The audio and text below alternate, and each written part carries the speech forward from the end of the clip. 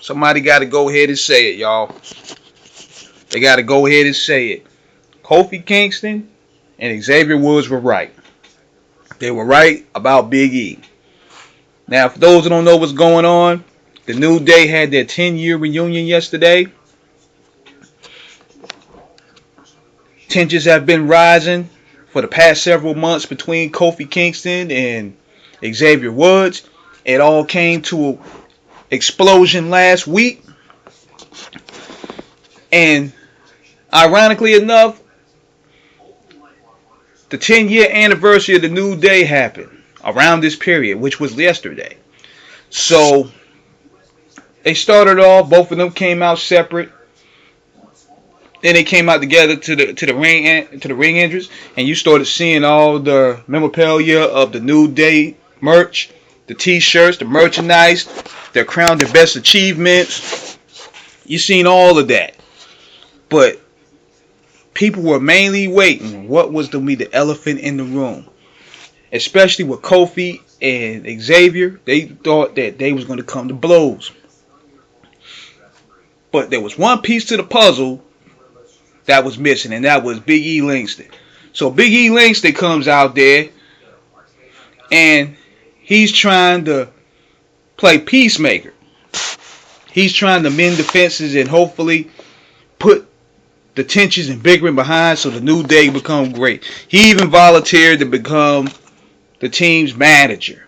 And this is where it took a toll. Now, Xavier Woods, who's been the wild card for the past several months, started barking at Big E like, now you want to come manage us?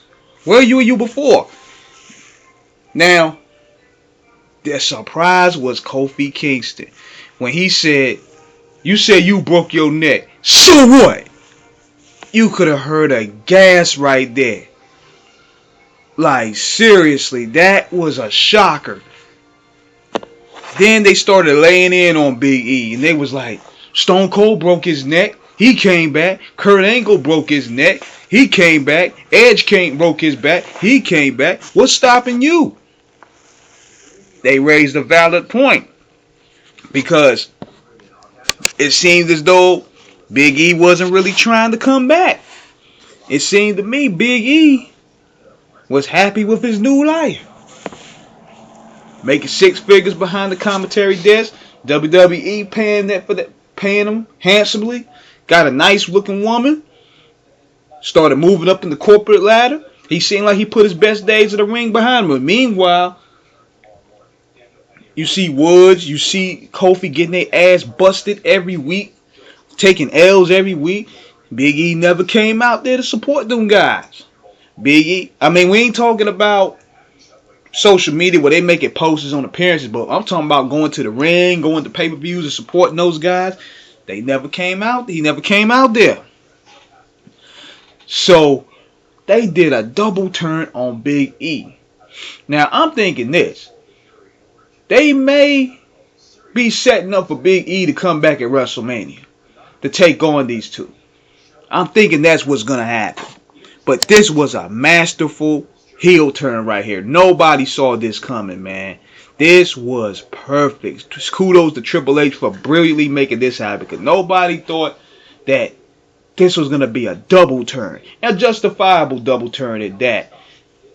Especially when he coming out there preaching that shit, talking like he Wallow or somebody trying to preach. Nah, nigga, we've been taking L's for 2 years. We ain't seen you outside.